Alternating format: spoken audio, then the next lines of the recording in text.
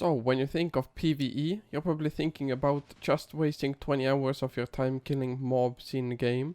I mean, I'd not do it personally, but of course you can do it if you like doing more of a chill kind of content. It is enjoyable for like 50% of the people who play the game, but I mean that just doesn't classify me, because it's basically the same as going into the yellow zone as 8.4 and trying to kill other factions or just transporters. So I'm quickly gonna explain what kind of PvE you can do. So first you gotta understand that PvE means player versus environment. I mean, pretty self-explanatory. Don't mind me just looking at the map, realizing that Superior actually disbanded their guild basically. So you have the static dungeons, you have the Avalonian Roads PvE, you have the open world PvE, you have the Ava Raid PvE, you have the faction PvE. I mean, there's just so much to go through, so I'm gonna try to do it as quickly as possible. So let's get into the static dungeons. These are the icons on the map that you can actually see pretty easily. Even if you open the map, they have a brick structure around it. But there are also the other entries into the static, so the small ones like here. It takes you to Frostpeak Vista static dungeon. Its value is low, but the rallying forces mean that there's gonna be more enchanted mobs, so more fame for you. And this dungeon route, actually, this small one right here, will take you to this one. Now, you can actually check what kind of tier it is and the current value. You can see it's tier 6, recommended 3 to 5 people, and the value's very low, so I wouldn't go there. This one is low, so it's a little bit better, and I mean, as you scroll through the map you can see some more and more. This is a tier 5 one, but its value is medium, so I think that would be the best one to do right now. The dungeon does have a lot of divers, PvPers and everything else, so I wouldn't go there as a 3-man, to be honest with you.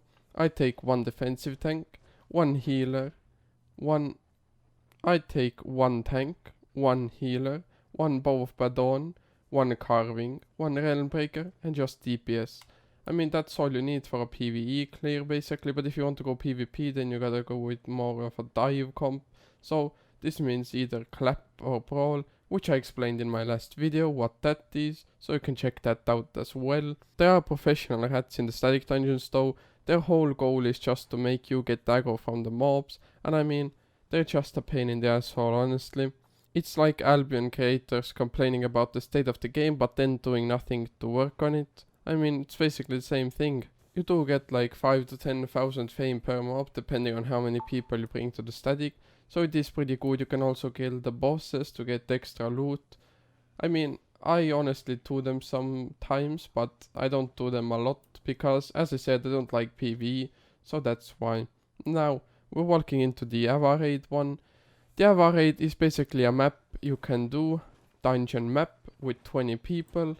I mean, you can also get less, but then you have to be 8-3. The tiers of the dungeons range from tier 6 up to 8.3, so you can really get a lot of silver and fame there if you're lucky, but the chests are still luck based. You will have to clear to a corridor of mobs for a long ass time, usually around 2 hours, until you finally reach the bosses, clear them out, and just hope that it's good loot. I personally have slaved like that before.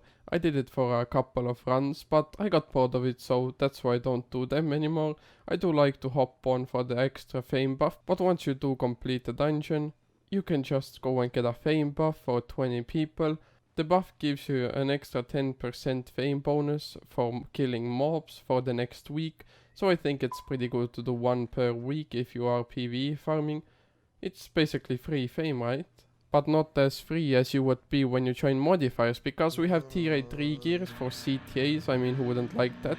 Also for 2v2 Hellgates, 5v5 Hellgates, and Golden Outposts and Castles. So, I mean, they're also non-mandatory CTAs, so you would be free. You wouldn't have to gather to attend CTAs. You wouldn't be forced to attend CTAs. I mean, what could be better, to be honest with you? Since Superior is already disbanding, there's nothing better to join. So you can go into the description and just click on the Discord link and apply for the guild. I do want to point out that most Ava Raid leaders do want you to come with like 8.3s on your DPS weapons if you're playing DPS, but weapons like Iron Root, Great Arcane, shit like that can just stay on tier 5, 4, or I mean maybe 6 if needed. but it doesn't have to be high spec, high tier, cause you only need them for the abilities. Now if you move to the map, you can actually see these world bosses right here, the Wailing Bulwark. I mean, they're basically icons on the map that you can scout pretty easily. Death Reach Priori. I mean, honestly, you shouldn't go near them if you're not in a guild that professionally does them, like Terrorist Group. In game, by the way, I'm not associated with them, but I do want to point out that world bosses are probably the best way to level up quickly if you want to slave away on PvE, but I wouldn't do it, as I said, since I don't like PvE, I like having fun. But as I said, I wouldn't do it because I don't enjoy slaving in PvE, I just like to do it from time to time. The world bosses are a bit difficult in my opinion. You do get the divers, as I said, so people who will just come with red sets, try to push you into mobs to make you pull aggro, and then you will just get smashed by mobs, and then they'll come and execute you.